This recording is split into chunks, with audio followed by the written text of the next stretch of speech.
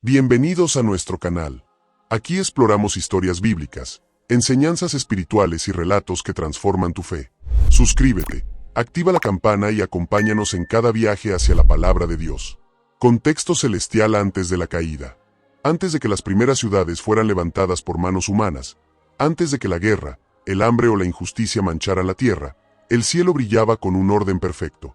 En la inmensidad de la creación, la luz de Dios reinaba sin sombra, y cada ser celestial cumplía su propósito con gozo y reverencia. Entre las huestes celestiales existía un grupo especial, conocidos como los vigilantes. No eran simples mensajeros.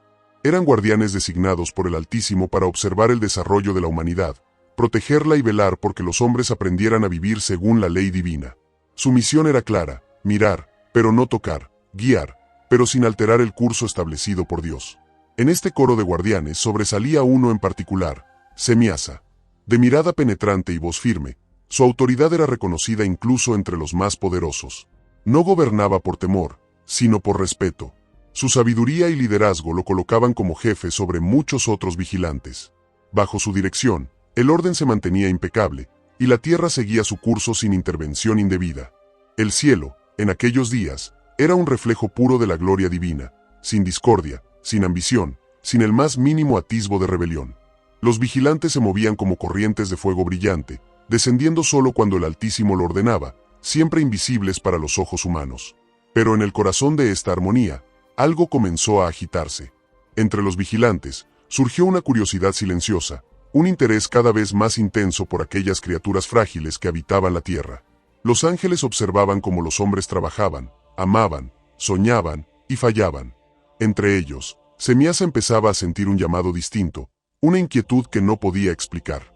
No era aún rebeldía, pero era el primer eco de una historia que cambiaría para siempre la relación entre el cielo y la tierra. Y sin que nadie lo supiera, ese eco estaba a punto de convertirse en una voz que lo arrastraría todo hacia una decisión irreversible.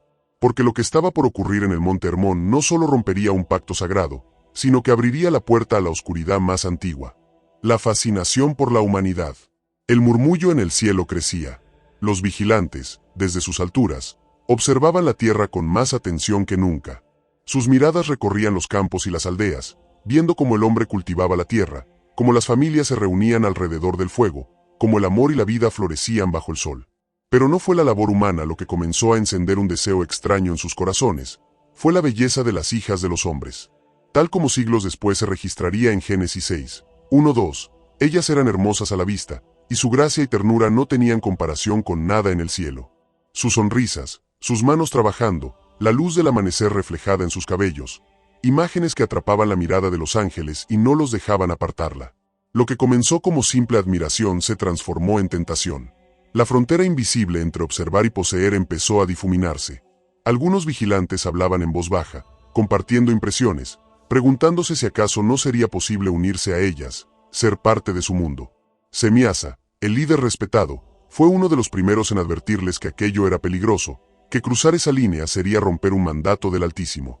Pero sus propias palabras comenzaron a pesarse en su conciencia. Cada día que pasaba, él mismo sentía la atracción crecer como una llama que no podía apagar. Finalmente, una noche, Semiasa convocó a los principales vigilantes a un lugar apartado, la cima del Monte Hermón. El viento soplaba fuerte, y las nubes rodeaban la montaña como un manto de misterio. Allí, de pie ante casi 200 ángeles, habló con voz grave: si uno de nosotros desciende, será culpable y juzgado, pero si lo hacemos juntos, compartiremos el destino, y nadie retrocederá. Las miradas se cruzaron. Algunos dudaban, otros ya ardían de deseo. Entre la luz de las estrellas, hicieron un pacto sellado por juramento. No habría marcha atrás. Lo que planeaban haría temblar la tierra y oscurecer el cielo. Y así, en la soledad de esa montaña, comenzó la conspiración que desataría la llegada de gigantes, guerras y una corrupción que clamaría hasta el trono de Dios. El pacto de los 200 vigilantes. El silencio en la cima del Monte Hermón era pesado, como si incluso el viento se detuviera para escuchar.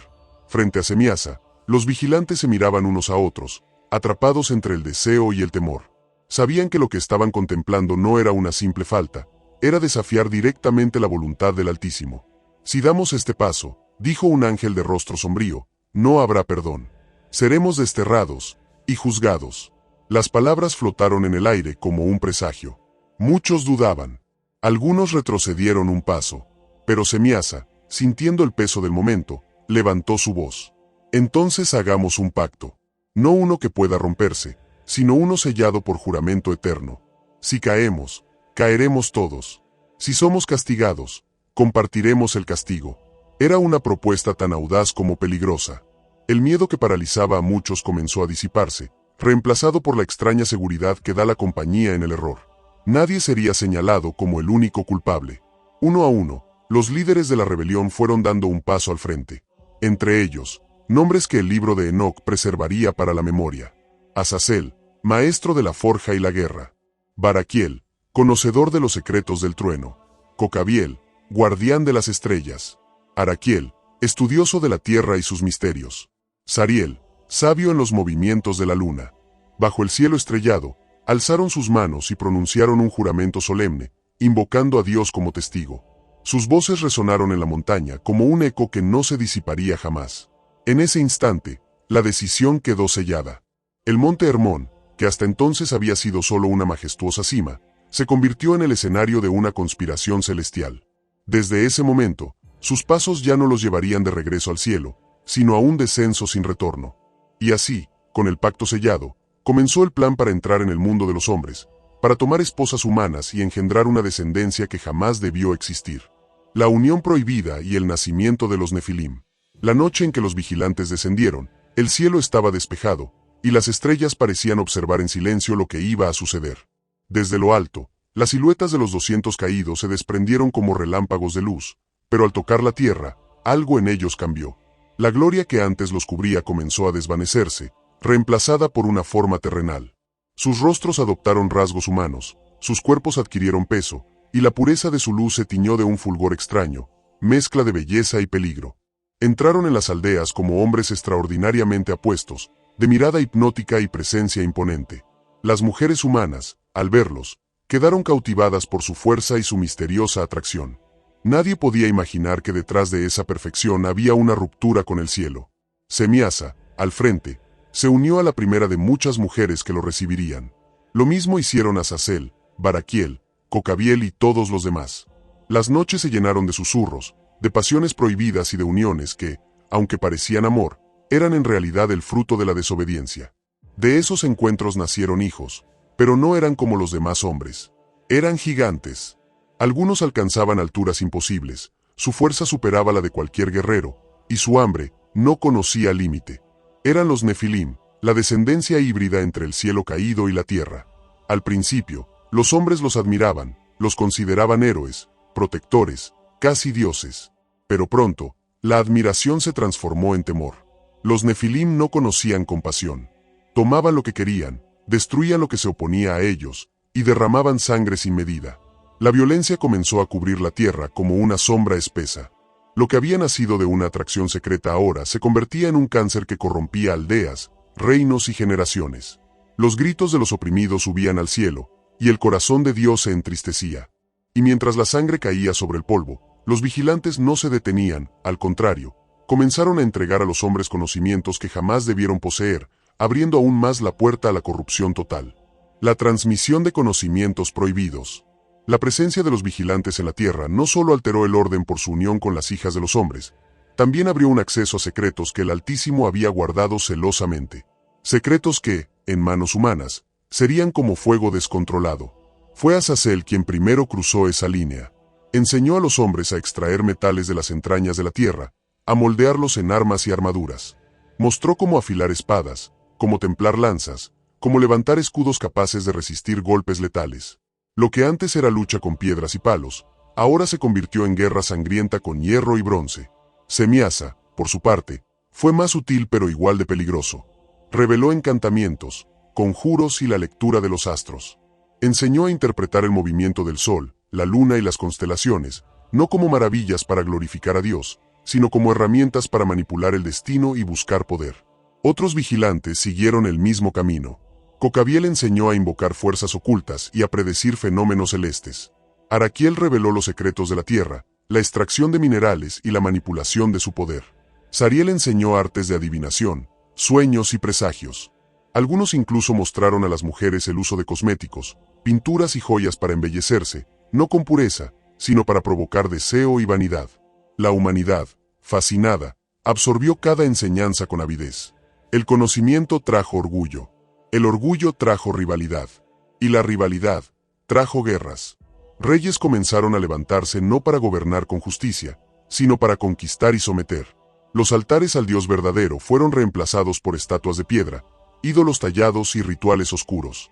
La tierra se llenó de violencia, pero también de idolatría. Hombres y mujeres adoraban a los mismos vigilantes que los habían corrompido, elevándolos como dioses. La línea entre lo sagrado y lo profano se borró, y la oscuridad se volvió la nueva normalidad. Y mientras la maldad alcanzaba su punto más alto, un clamor comenzó a subir desde la tierra hasta el cielo, un clamor que el Altísimo no iba a ignorar. La corrupción total de la tierra. La violencia de los Nefilim no conocía fronteras. Allí donde sus pasos resonaban, los campos quedaban arrasados, los pueblos reducidos a cenizas y las familias destrozadas. Su hambre era insaciable, devoraban cosechas enteras en una sola noche, sacrificaban animales por puro entretenimiento y, cuando la comida escaseaba, se volvieron contra los mismos hombres que los temían. No había refugio seguro. Las aldeas cercanas a los dominios de los gigantes vivían bajo una opresión constante. Quienes no morían por la espada perecían por el hambre. Los que intentaban resistir eran aplastados sin piedad. Las madres lloraban a sus hijos, y los hombres se escondían como presas ante un depredador invisible. No solo la humanidad sufría, la creación entera estaba en caos.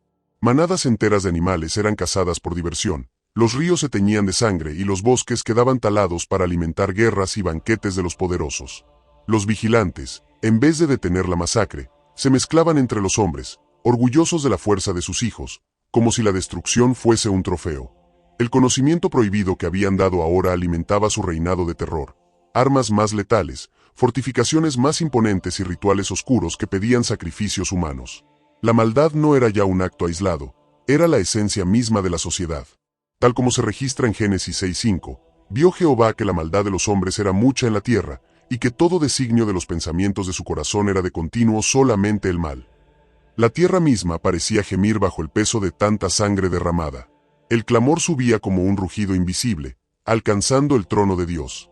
Era un grito por justicia, un pedido desesperado para que la luz rompiera las tinieblas. Y el Altísimo escuchó. Su paciencia, infinita pero no indiferente, estaba llegando a su límite. Muy pronto, el cielo enviaría un decreto que cambiaría la historia para siempre. El decreto divino. El clamor de la tierra llegó hasta lo más alto de los cielos, y el Altísimo se levantó de su trono. Lo que él había contemplado con paciencia durante generaciones había llegado a un punto insoportable. La sangre inocente clamaba, la creación entera estaba deformada por la corrupción, y la línea entre lo sagrado y lo profano había sido borrada por completo. Fue entonces cuando Dios pronunció un decreto que resonó como un trueno en el reino celestial. 4 de los más poderosos arcángeles recibieron una misión que cambiaría para siempre el curso de la historia humana. Miguel, el príncipe de la milicia celestial, fue llamado para liderar el asalto contra los Nefilim. Gabriel, mensajero y guerrero, fue enviado para anunciar el juicio a los caídos y preparar el terreno para la purificación. Uriel, portador de la luz de Dios, recibió la tarea de advertir al justo Noé sobre el cataclismo que se avecinaba. Y Rafael, sanador y ejecutor de justicia, fue designado para realizar la acción más temida, encadenar a Semiasa y a todos los vigilantes rebeldes. Las órdenes fueron claras. Rafael debía buscar a Semiasa, someterlo y encerrarlo en las profundidades de la tierra hasta el día del juicio final. Azazel, que había enseñado la guerra y corrompido el mundo con violencia, sería atado y arrojado a un desierto inhóspito, cubierto de oscuridad, para que jamás volviera a engañar a los hombres. Pero el decreto no terminaba ahí. El Altísimo anunció que la tierra entera sería purificada por un juicio sin precedentes, un diluvio universal. Las aguas cubrirían los montes más altos, y todo ser viviente que respirara sería borrado, excepto aquel que él mismo preservara. Los cielos comenzaron a agitarse. Las huestes angelicales se preparaban para descender, y los gigantes, aún ignorantes del juicio que se acercaba, seguían con sus banquetes y sus guerras. Semiasa, sin saberlo, estaba a punto de enfrentar el momento más humillante y aterrador de su existencia. El arresto y castigo de Semiasa. La noche en que el cielo vino por Semiasa, el aire se volvió denso y el horizonte se cubrió de nubes negras.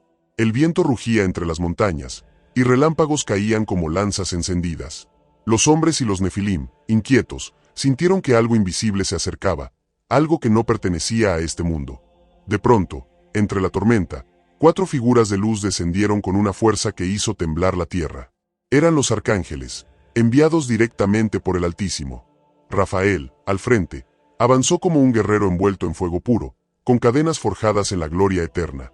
Semiasa estaba en medio de un festín, rodeado de gigantes y mujeres humanas. Al ver la luz desgarrando la noche, se levantó con el rostro endurecido, pero en sus ojos brillaba algo nuevo, temor. Supo que no era un simple fenómeno, era el juicio. Semiasa, hijo de la luz, ahora enemigo del Altísimo. Tronó la voz de Rafael. Tu tiempo se ha acabado. El líder de los vigilantes intentó resistir. Extendió sus manos, pronunciando antiguos encantamientos, y los vientos se arremolinaron a su favor. Los gigantes se levantaron para protegerlo, pero Miguel y Gabriel se abrieron paso entre ellos como relámpagos que desgarran la oscuridad. Cuando Rafael se acercó, Semiasa retrocedió un paso. Su voz, antes firme, ahora temblaba. Espera, escúchame. No fue solo mi voluntad, todos lo hicimos juntos. Pero el decreto ya estaba dado. Las cadenas se cerraron alrededor de sus brazos y cuello, ardientes como el sol y frías como el hielo. Semiasa cayó de rodillas, y el suelo mismo pareció gemir. Fue arrastrado hasta una grieta profunda bajo las colinas, un abismo sin luz ni sonido. Allí, Rafael lo arrojó, sellando la entrada con rocas y fuego celestial. La voz del arcángel resonó por última vez. Aquí permanecerás, atado hasta el gran día, cuando serás entregado al lago de fuego que arde por los siglos de los siglos. Y así, el líder que un día había caminado en la gloria fue dejado en la oscuridad eterna, esperando el juicio que pondrá fin a toda rebelión. El diluvio y la extinción de los Nefilim. El día señalado llegó. Durante años, Noé había obedecido las instrucciones de Dios, construyendo un arca enorme en medio de tierra seca. Cada golpe de martillo resonaba como un anuncio del juicio venidero, aunque el mundo lo tomaba por loco. Las gentes reían, los gigantes se burlaban, los príncipes corruptos lo ridiculizaban, pero Noé continuaba, firme, con la mirada puesta en la promesa divina. Entonces, el momento llegó. Dios ordenó que animales de todas las especies entraran en el arca, y Noé, junto a su esposa, sus hijos y las esposas de ellos, cruzó la puerta. Un silencio extraño cubrió el valle cuando la puerta del arca se cerró, no por manos humanas, sino por la misma mano de Dios. El cielo comenzó a cambiar. Nubes negras, densas y pesadas, se arremolinaron hasta cubrir la luz del sol. Un trueno partió el horizonte, y de pronto, la primera gota cayó, seguida por miles, luego millones. Las compuertas del cielo se abrieron y las fuentes del gran abismo se rompieron desde debajo de la tierra. El rugido del agua ahogaba los gritos. Los Nefilim, gigantes orgullosos que una vez caminaron la tierra con violencia y arrogancia, intentaron escapar. Algunos escalaron las colinas, otros buscaron refugio en torres y templos, pero nada podía detener la furia del diluvio. Su fuerza, que parecía invencible, era inútil frente al juicio del Creador. Sus voces, antes llenas de desafío, se apagaron bajo la fuerza implacable de las aguas. Las ciudades se hundieron, los palacios se desplomaron, y la tierra entera se cubrió de un mar sin orillas. El mundo, que antes clamaba por justicia, ahora reposaba bajo el silencio de las aguas. Durante 40 días y 40 noches, la lluvia no cesó. El arca, sostenida por la mano invisible de Dios, flotaba sobre un planeta transformado en océano. Y cuando finalmente las aguas comenzaron a descender, la tierra que emergió era diferente, limpia, purificada, libre de la corrupción que la había consumido. Noé y su familia pisaron un suelo nuevo, un nuevo comienzo para la humanidad, nacido de la justicia y la misericordia divina. El destino eterno de los vigilantes caídos. En las profundidades más oscuras de la creación, lejos de la luz y del calor de cualquier estrella, Semiasa y los vigilantes que lo siguieron esperan. No esperan con esperanza, sino con la certeza amarga de que el día del juicio se acerca como una marea implacable. Sus prisiones no están hechas de barro ni de piedra, sino de cadenas forjadas por la misma palabra de Dios, irrompibles, eternas, selladas por el decreto celestial. Allí, el silencio no es alivio, sino un eco constante de su propia culpa. El tiempo, para ellos, no es un río que fluye, sino un pozo sin fondo. Cada momento es una eternidad de remordimiento, aunque el orgullo de algunos aún se resiste a reconocer la verdad. Recuerdan el brillo de los cielos que abandonaron, la gloria que intercambiaron por un instante de deseo prohibido, y ese recuerdo es su mayor tormento. El libro de Apocalipsis nos abre una ventana al final de esta historia. El diablo que los engañaba fue arrojado al lago de fuego y azufre, y serán atormentados día y noche por los siglos de los siglos. Apocalipsis 20:10. Ese lago de fuego no es solo un lugar de castigo, sino la separación definitiva de todo lo que es puro, bueno y verdadero. Allí, Semiasa y sus compañeros encontrarán su destino final, sin posibilidad de retorno. Pero su historia no es solo una tragedia angelical. Es una advertencia eterna. Nos recuerda que la desobediencia, incluso para los más gloriosos, tiene un precio incalculable. Que corromper lo sagrado y quebrantar los límites que Dios estableció siempre trae consecuencias devastadoras. Así termina la historia de Semiasa, no con redención, sino con un eco que resuena en la eternidad. La gloria puede perderse, y el orgullo puede arrastrar incluso a los más altos al abismo más profundo. No olvides suscribirte al canal, darle like y activar la campanita para que no te pierdas las mejores historias de la Biblia.